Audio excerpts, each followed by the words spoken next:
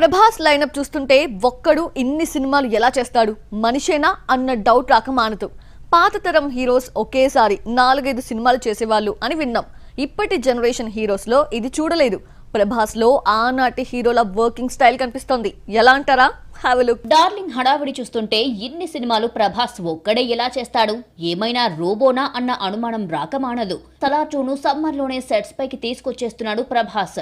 దాదాపు పూర్తిగా వచ్చిన రాజాసాబ్ షూటింగ్ కూడా సలార్ 2తో పాటే సాగుతుంది. రాజాసాబ్ పూర్తి కాకుండానే, సలార్ 2 మొదలు కాకుండానే ప్రభాస్ మరో సినిమాలను లైన్ లో పెడుతున్నాడు. సీతారామం తర్వాత హను రాఘవపుడి ప్రభాస్ కోసం హిస్టారికల్ యాక్షన్ స్టోరీని రాసుకున్నాడు. ప్రస్తుతం స్క్రిప్ట్ వర్క్ తో బిజీగా ఉన్న హను సెప్టెంబర్ లో షూటింగ్ స్టార్ట్ చేస్తాడట.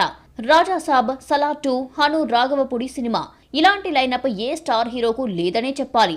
1-2 సినిమాలు లైన్ లో పెడుతున్నా ఒకేసారి ఎన్ని సినిమాలో నటిస్తున్న దాఖలాలు లేవు.